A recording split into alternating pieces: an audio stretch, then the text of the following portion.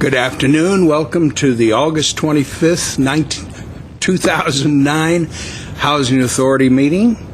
May we have the roll call, please? Authority members: Draymond, Friedman, Here. Mincy, Here. Brazian, Here. Quintero, Here. Weaver, Here. and Chairman Najarian. And today's Vice Chair is Mincy, or actually the Vice Chair of the Housing Authority. He'll be presiding over the meeting. And what is next? The report of the clerk. The agenda for the August 25th, 2009, regular meeting of the Glendale Housing Authority was posted on Thursday, August 20th, 2009 on the bulletin board outside City Hall. Do we have minutes? Yes. I move for A. Second. And I will abstain, since I was... Very good. That's because you were enjoying Hawaii. Aloha land, yes. And what's next? The minutes will The minutes stand are- approved as submitted unless there's any changes. That's right. I forgot about that. Noting, yes, the abstention. Next is oral communication, Mr. Vice Chair, and discussion is limited to items not part of this agenda. Each speaker is allowed 5 minutes. Members of the Housing Authority may question or respond to a speaker, but there will be no debate or decision on the matter may be referred to staff through the Executive Director for an investigation and report. I have one card, Richard Espirito. I haven't seen you for so long, I forget how to pronounce your name. Well, good afternoon, Mr. Mincy. It's been a pleasure to see you once again. My name is Richard Espiritu. I have been absent from these chambers for a period of time, but I want to remind everybody and give you a brief history of the Americans with Disability Act. In 1992, the President of the United States signed into law the Americans with Disability Act. In 1994, part of the process was to do a site survey and create a transition plan. Site survey was done by the city of Glendale, but there was no transition plan. I came on the picture in 2002 and started talking about the Americans with Disability. Fortunately, the city listened to me after a number of years, and we did have a site survey done by 2 separate companies. And that site survey, by the way, for those of you who don't know, cost the city of Glendale in excess of $250,000. In excess of $250,000. Also, the people who are in the know have estimated that approximately 1,000 man-hours of key executive and key personnel within the city participated in the transition in the site survey. I personally worked with the steering committee and put in over 40 hours and approximately 250 of my own hours into that program. Now that everything is done, there's something lacking. The lacking is the transition plan. That transition plan was lacking the first time around, and unfortunately, it's still lacking now. The reason why I'm here today is that I've been busy. I was hoping to be able to attend the meeting tonight, but I'm going to have to be interviewing people for my 94-year-old mother who has Alzheimer's disease and arthritis.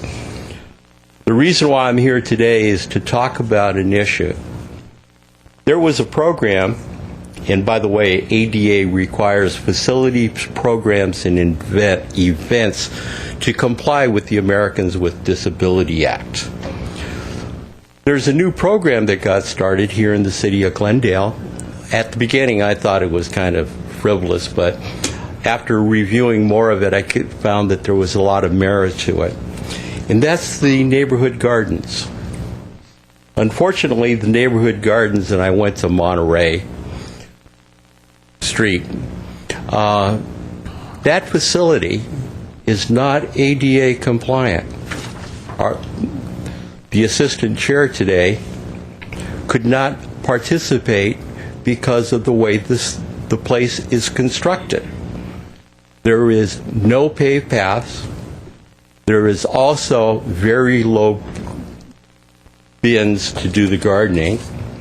And this is an interesting situation. And Mr. Kasakian, would you pass this out to all the chair people, members of the Housing Authority, Mr. Starbird and Mr. Howard? This is a copy, and I want to read one sentence there. This is a thoughtful, enriching, and enabling gift to the elderly, disabled, and arthritic individuals. This is a publication that you can pick up on the web on how to make gardens, community gardens, accessible to people with disabilities. I don't know why, after all the talking and all the money spent by this city regarding new programs, I'm not talking about the old programs, because that Mr. Aldesco is going to have a career having fun with that. But why did we start a program for people in the city and we forget about people with disabilities? With that, I thank you very much for your time and consideration, and I'm sure this is going to probably wind up in file 13 anyway, but it'll be brought up again. Thank you. Thank you. I have no other cards. Oral communications is closed.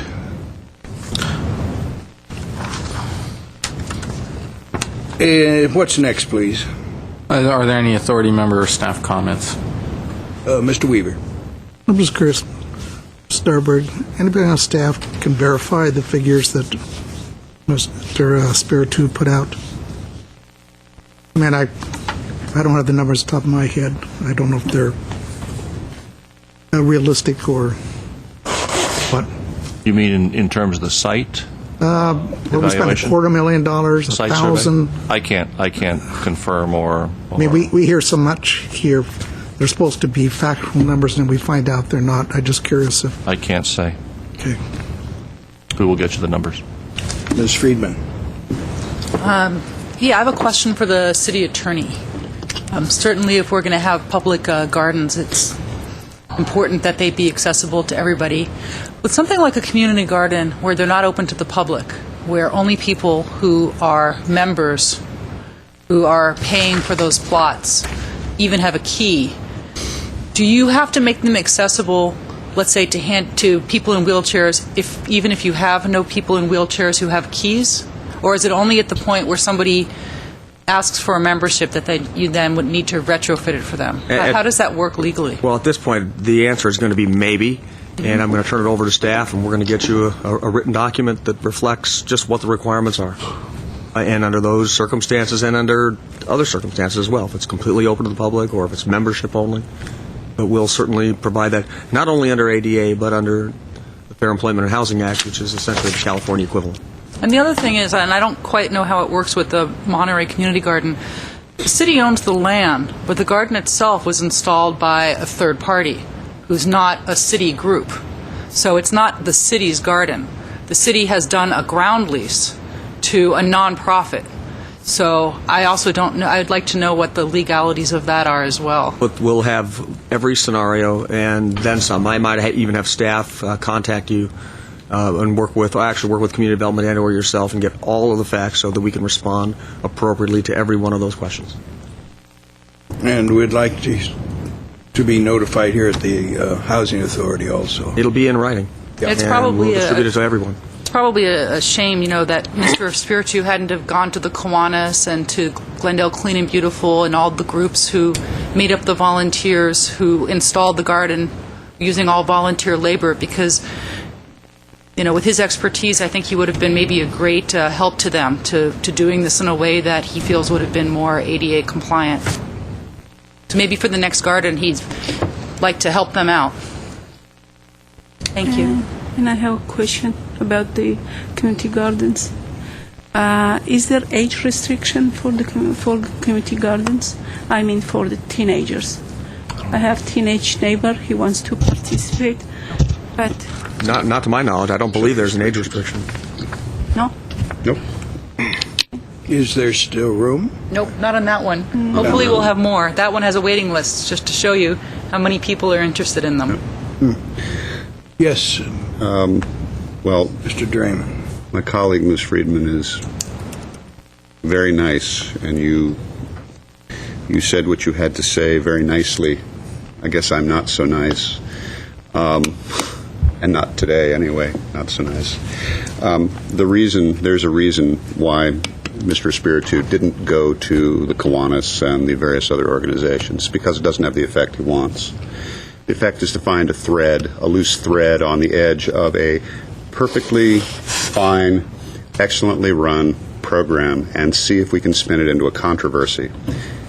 Some people have the hobby of gardening. They grow nice things to eat, things that are beautiful to look at. I'm not sure that that's what Mr. Espiritu grows, and I'm not sure that's what he's planting here today.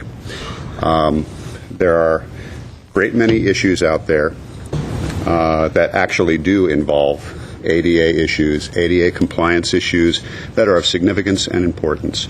You hit on it yourself, Councilmember Friedman, by pointing out in a very nice and pleasant way the fact that this is a membership, that people do pay and get on a waiting list to go there, that it is that there are no people there currently who have even applied or asked who are disabled, and the impression that was left was they're being excluded. No one is being excluded at this point. So I do appreciate the fact the city attorney will look into that, but the implication is all wet. Ms. Friedman. And I made a horrible gaffe. It was the Rotaries who spent the day out there working on it. That's right. The Kiwanis have been doing great things, and I'm sure they have helped, but It was I a don't want to horrible leave out the gaffe. Rotary. They were wonderful and will continue to be of assistance with this project, As I'm a sure. long-time Rotarian, we would have been very upset. Yes, I'm sure. Any other comments? I'll glad to have a motion to... So moved. Second. Okay, we're adjourned.